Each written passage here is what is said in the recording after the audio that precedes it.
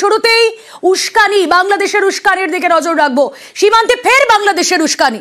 কোচবিহারের মেখলিগঞ্জ, সেই মেখলিগঞ্জে কাঁটা তারের বাঁশ লাগাতে বাধা বিজিবি। ছবি দেখাচ্ছি আপনাদের। সীমান্তে ফের উস্কানি, দেখুন কি হয় সেখানে। সীমান্তের বাসিন্দাদের হুমকি দেওয়া হচ্ছে। বিএসএফ এর সঙ্গেও তর্কাতর্কি বিজেপির। বর্ডার গার্ড বাংলাদেশের তরফে এরকম উস্কানি বিগত বেশ কয়েক দিন ধরে আমরা দেখতে পাচ্ছি। সীমান্তে আবারও একই ছবি দেখুন। সে বলছে এখানে আর কোনো প্রকার কোনো কাজ হবে না। আপনারা কমেন্টমেন্ট দিচ্ছেন, আপনাদের অফিসার, আপনাদের ডিআইজি লেভেলে। এখন আপনারা কেন জোর করে দিচ্ছেন? আবার বলছেন জোর করে দিবেন। পাবলিক আপনি প্রোটেকশন দিয়ে করাচ্ছেন, পাবলিক করেছে নাকি? আপনি প্রোটেকশন দিয়ে করাচ্ছেন এখানে, প্রোটেকশন দিয়ে করাচ্ছেন, পাবলিক করছে এগুলা। তারপরে কি করতেছেন এখানে? পাবলিক দিলে তো আপনি পাবলিক যে করাচ্ছেন আর ওর জন্য পাবলিক আমরা করতেছি না। কেন কথা বলতেছেন? না, আমি এখানে আপনারা কমেন্টমেন্ট করছেন যেখানে আর কোনো কাজ করবেন না।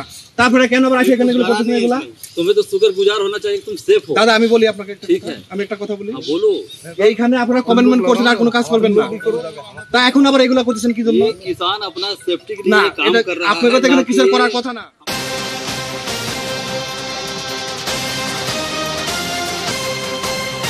ভারতের সীমান্ত, সেখানে কাঁটাতার এবং কাঁটাতারে বাঁশ লাগানো হচ্ছে কেন? তার তো একটা ভ্যালিড রিজন রয়েছে।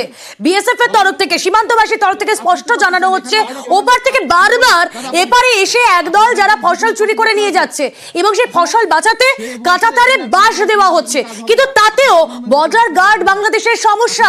আপনারা শুনলেন অ্যাম্বিয়েন্স, যেখানে হুমকি দেওয়া হচ্ছে। কথা বলবো, আমাদের প্রতিনিধি শুভঙ্কর রয়েছেন সঙ্গে। শুভঙ্কর, কোচবিহারের মেখলিগঞ্জ সীমান্তে এর আগেও উস্কানির ছবি আমরা দেখিয়েছি। এই বারবার তো থামছে না, উস্কানি থামছে না। হ্যাঁ দেখো, একেবারেই রুমেলা। কিছুদিন আগে আমরা এই মেখলিগঞ্জের বাগডোগরা ফুলকাটাবলি সীমান্তে খোলা সীমান্ত ছিল, যেখান দিয়ে বাংলাদেশি দুষ্কৃতীরা এসে ভারতের দুষ্কর্ম করতো। সে কারণেই ভারতীয় বাসিন্দারা কাঁটাতারের বেড়া লাগাতে গিয়েছিল। সে সময় বাংলাদেশের সীমান্তরক্ষী বাহিনীর তরফে বাধা দেওয়া হয়েছিল, উস্কানি দেওয়া হয়েছিল। কিন্তু ভারতীয় বাসিন্দারা সেখানে কাঁটাতার লাগিয়েছিল। তারপর এদিন সেই কাঁটাতারের বেড়ার উপরে যখন বাঁশ লাগাচ্ছিল, যাতে ওই যে বেড়াটা, সেই বেড়াটা মজবুত থাকে, সে সময় বাংলাদেশের সীমান্ত রক্ষী বাহিনীর তরফে বাধা দেওয়া হয় এবং হুমকি দেওয়া হয়, কেন এইভাবে বাঁশ লাগানো হচ্ছে, এটা লাগানো যাবে না, এই যে হুমকি দেওয়া হয়। যদিও ভারতীয় বাসিন্দা যারা ছিল, যারা সেই কাঁটাতে বাঁশ লাগাচ্ছিল, তারা সেই সম্পূর্ণটা কাজ সমাপ্ত করে এবং তাদের বাসিন্দাদের একটাই বক্তব্য ছিল যে এটা আমাদের এলাকায় জমি রয়েছে, আমরা আমাদের একদমই ভ্যালিড রিজন রয়েছে এবং তারা সেই কথাই বারবার বলছিলেন যে আমাদের জমি থেকে ফসল চুরি হয়ে যাচ্ছে। একদল তারা বাংলাদেশ থেকে এসে ফসল চুরি করে নিয়ে যাচ্ছে, সেই কারণে আমাদের এই ব্যবস্থা। কিন্তু না, তারপরেও বর্ডার গার্ড বাংলাদেশের হুমকির মুখে পড়তে হয় তাদের। আপনি প্রোটেকশন দিয়ে করাচ্ছেন, পাবলিক করেছে নাকি? আপনি প্রোটেকশন দিয়ে করাচ্ছেন এখানে,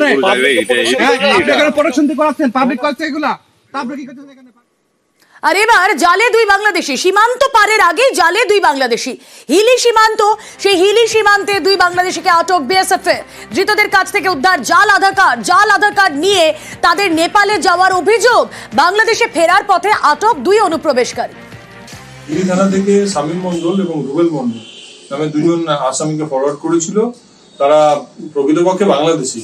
তাদের কাছে দুটো আধার কার্ড উদ্ধার করেছিল বিএসএফ। সেটা ভেরিফাই করে দেখেছে সেটা ডাউটফুল বলে তাদের মনে হয়েছে এবং ওদেরকে 14 ফরেনার্স অ্যাক্টে আজকে কোর্টে প্রডিউস করা হয়েছিল।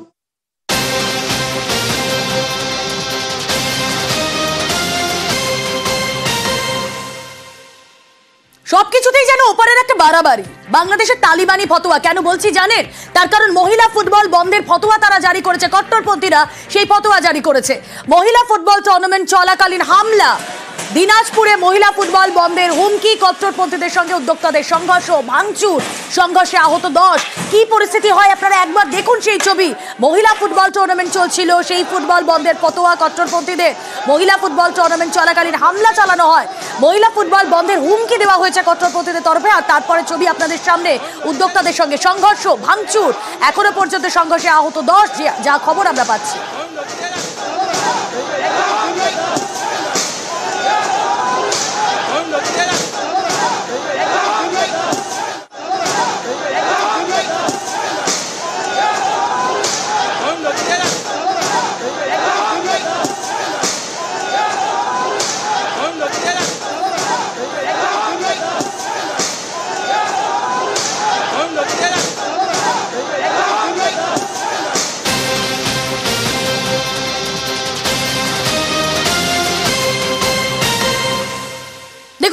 মৌসুম চলছে, কিন্তু এই বিয়ের মৌসুম একেবারে অন্য একটা ছবি এই বিয়ের মৌসুমে দেখাবো আপনাদের, যা শোরগোল ফেলে দিয়েছে। শিক্ষাঙ্গনে ছাত্র আর অধ্যাপিকার বিয়ে, বিশ্ববিদ্যালয়ের প্যাডে সই করে বিয়ে কবুল। হরিণঘাটার ম্যাকআউট ক্যাম্পাসের ঘটনায় শোরগোল। 16ই জানুয়ারি ক্যাম্পাসে গায়ে হলুদ, সিঁদুর দান, বিয়ের ছবি ভাইরাল। আর বিয়ের ছবি ভাইরাল হতেই বিতর্ক। সেই ছবি আপনাদের সামনে, ক্যাম্পাসে ছাত্র অধ্যাপিকার বিয়ে।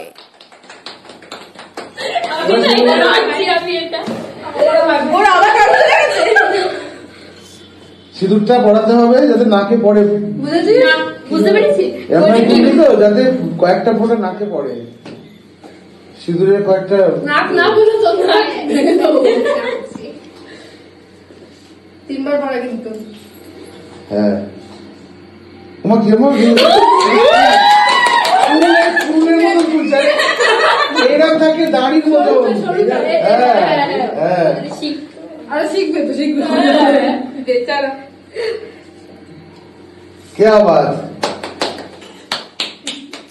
ছবি দেখলেন আপনারা। আসুন এবার কথা বলি, আমাদের প্রতিনিধি রঞ্জিত রয়েছেন সঙ্গে। রঞ্জিত, এই অধ্যাপিকাকে ইতিমধ্যে ছুটিতে পাঠানো হয়েছে, কিন্তু প্রশ্ন হচ্ছে এই যে ক্লাসরুমের মধ্যে ছাত্র এবং অধ্যাপিকার বিয়ে হচ্ছে, সেটা ভিডিও করছেন একদম সিলেক্টিভ কয়েকজন যারা সেখানে প্রেজেন্ট ছিলেন, তাহলে কি উদ্দেশ্যে এই ভিডিওটা বাইরে এলো? তাহলে অধ্যাপিকা যে অভিযোগ করছেন যে কোথাও গিয়ে ষড়যন্ত্র করা হয়েছে, সেটাই কি মান্যতা পাচ্ছে?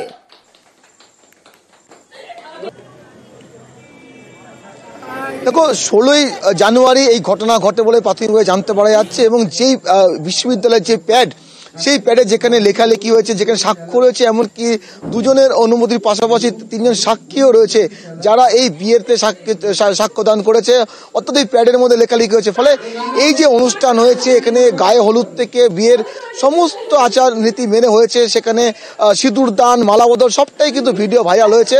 এবং এই যে ডিপার্টমেন্টের কথা বলা হচ্ছে, অ্যাপ্লাইড সাইকোলজি বিভাগের কথা, যেই অধ্যাপিকার বিরুদ্ধে এই অভিযোগ উঠছে বা এই ভিডিও ভাইরাল হয়েছে, তিনি ওই বিভাগের বিভাগীয় প্রধান।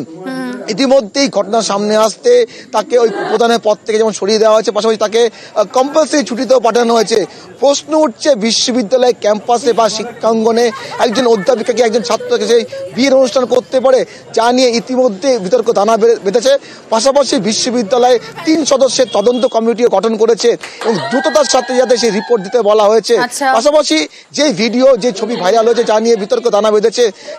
অন্যদিকে অধ্যাপিকা কিন্তু কার্য তার যেটা বক্তব্য বা তার ডিপার্টমেন্ট থেকে যে বক্তব্য উঠে আসছে, যে একটি এই যে সাবজেক্ট রয়েছে, দেখো অধ্যাপিকা তিনি বলছেন, তিনি মনে করছেন গোটা বিষয়টার নেপথ্যে কেউ বা কারা ষড়যন্ত্র করেছে, এবং বিশ্ববিদ্যালয়ের রেজিস্ট্রার ইতিমধ্যেই তার কি রিয়াকশন শোনাবো, কিন্তু তদন্ত কমিটি গঠন করে কিন্তু গোটা বিষয়টা কেন ঘটেছে, কিভাবে ঘটেছে তা দেখা হচ্ছে। দুটো বক্তব্যই ব্যাক টু ব্যাক।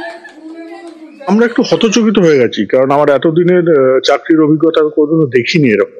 ব্যক্তিগতভাবে মনে করি এগুলো না হলেই ভালো। ডিপার্টমেন্টে অ্যাপ্লাইড সাইকোলজি, এটা থেকে একটা অ্যাপ্লাইড সাইকোলজি লেখাপড়ার একটা অঙ্গ, মানে একটা সাইকোলজিক্যাল টেস্টিং বা ওই ধরনের কিছু আর কি, মানে সাইকোলজিক্যাল অ্যাক্টিভিটিস একটা কর্তৃপক্ষকে জানিয়ে কি করতে চাইছেন না চাইছেন। এটা তদন্ত কমিটি হয়েছে। শিক্ষিকা যিনি দিদিমণি, তাকে এইচওডি থেকে সরিয়ে দেওয়া হয়েছে, হেড অফ দ্য ডিপার্টমেন্ট থেকে সরিয়ে দেওয়া হয়েছে, তাকে কম্পালসারি লিভে পাঠানো হয়েছে। হি ইজ নট অ্যান হস্টেলিয়ার, তাহলে তো বোঝা মুশকিল।